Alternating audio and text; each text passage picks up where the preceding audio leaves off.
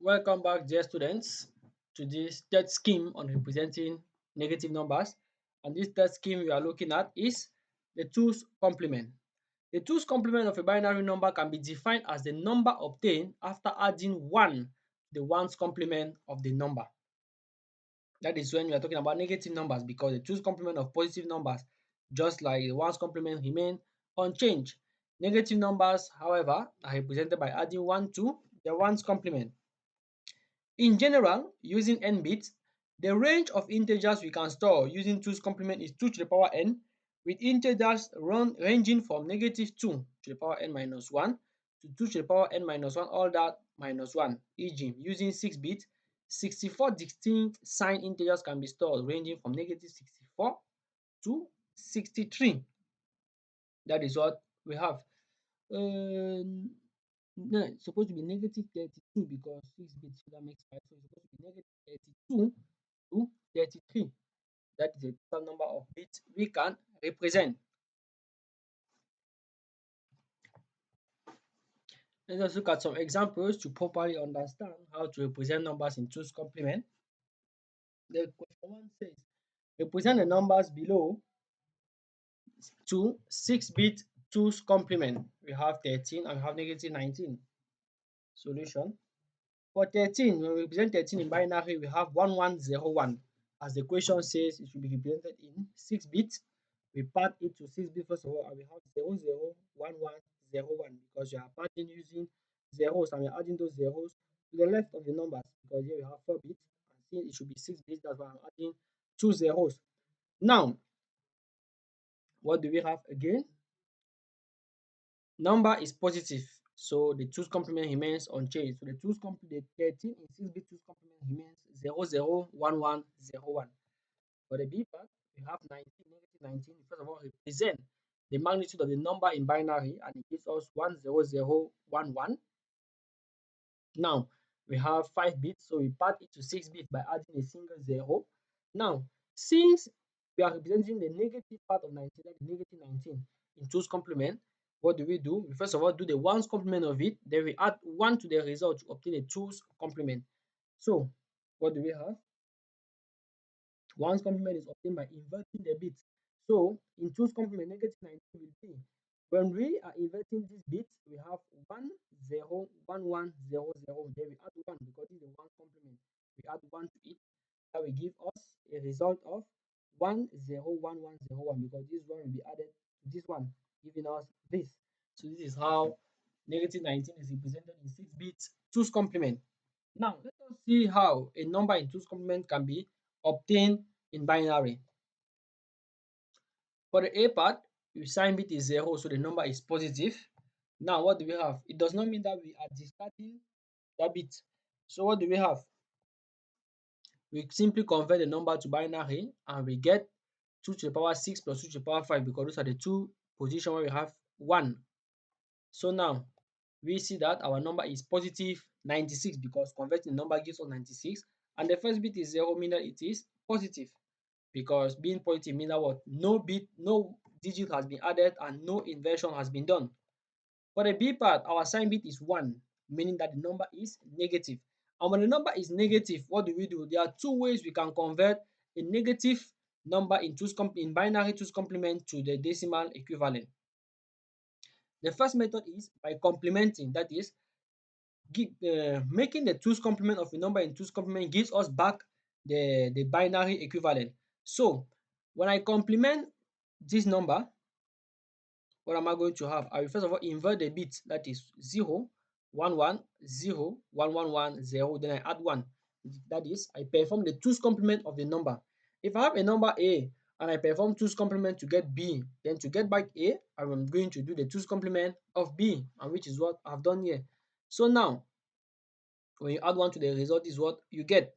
So we convert now this particular value to decimal and we simply add a negative because we saw that the bit is 1, meaning that it is negative.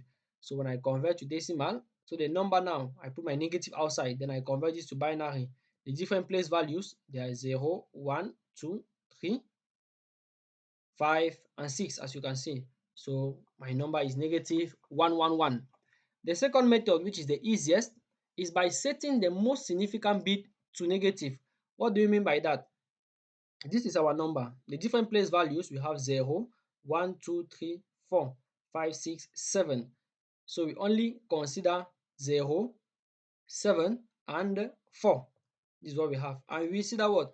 We set the most significant bit to negative, as you can see. This is what we have. So I set this particular value, that is the place value of the most significant bit, that particular 2 at that particular instant is negative. So I have negative 2 to the power 7 plus 2 to the power 4 plus 2 to the power 1, giving us this, making our answer to be negative 111.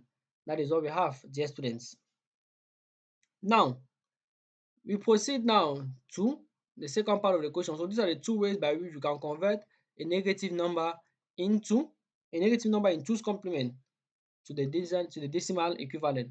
For the second, the C part, sign bit is 1, so the number is negative. I use method 1 by complementing. So I will first of all complement this number, that is I invert the bits and I add 1. When I invert the bits, this is what I get. When I add 1, the 1 will simply come here. So I'm going to have 0, 0, 1, 0, 0, 0, 1, 1. Then I convert now to decimal and I put my negative outside, as you can see. So 0, 1, 2, 3, 4, 5. This is what we have. So I have negative into 32 plus 2 plus 1, giving us negative 35. The second method, by setting the most significant bit to negative. So I will simply take this number directly, and what will I have? The most significant bit raised to the power, the most significant bit is negative, as you can see. So this is what we get. So from there, and take note that if, for example, this power is positive, is for example even, as you can see, because here it is odd. So if, for example, this power is even, then the negative should come outside. Yes. So this is what we have. So from there now, we have negative 128 plus 64 plus 16 plus 8 plus 4 plus 1, giving us negative 35. As you see, it corresponds. So using from this video, you are learning how to convert a decimal number, be it positive or negative, to the two's complement equivalent, and how to take a number in two's complement binary and obtain the decimal equivalent. Now, the main advantage of two's complement over one's complement is that there is no double zero problem, as it is a lot easier to generate the two's complement of a signed binary number. Therefore, arithmetic operations are relatively easier to perform when numbers are represented in two's complement format.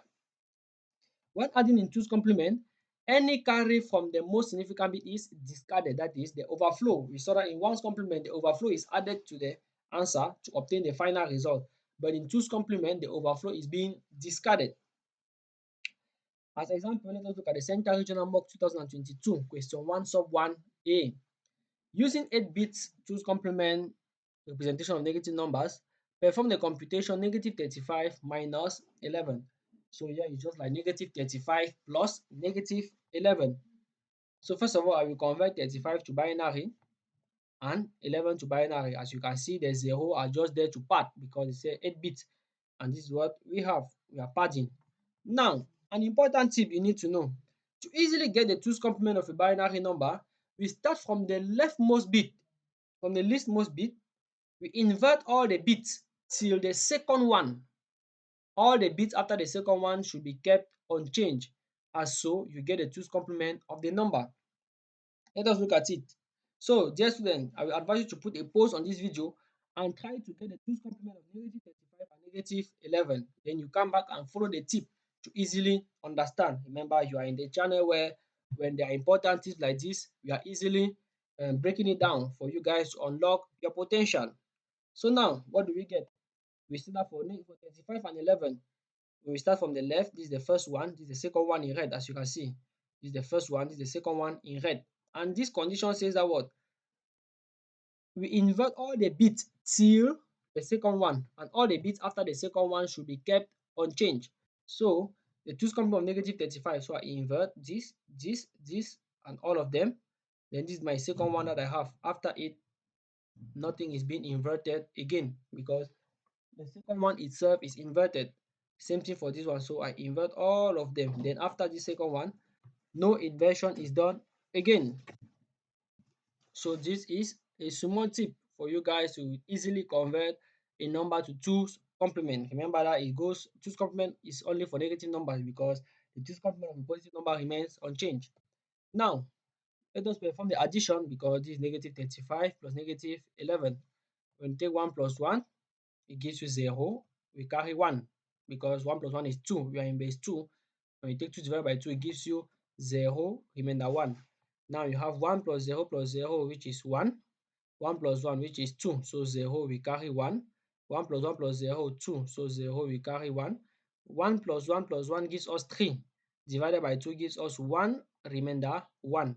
When you add these two again, 1 plus 0 plus 1 is 2. So 0 remainder 1. 1 plus 1 plus 1 is 3. So 1 remainder 1. 1 plus 1 plus 1 gives us 1 remainder 1. And now we are in two's complement, and we say that in two's complement, this is our overflow. What happens to our overflow? It should be discarded. So this one away. That is what we have. So this is the final result we have when you are taking negative 35 minus 11. And you realize that if you convert this to decimal, you are going to have the answer equivalent to what? To negative 46. So as exercise, you can subtract 11 from 7 using 6-bit two's complement and add 45 and negative 23 using 8-bit two's complement. Do not forget to drop your answer in the comment section. So we are coming to the end of this video. We saw the different scheme that we use in presenting negative numbers in binary. Do not forget to like, to subscribe and to share for our community to grow. And see you in the next video where we shall introduce floating point representation and how they can be converted either from decimal to binary and binary to decimal. Thank you and see you in the next video.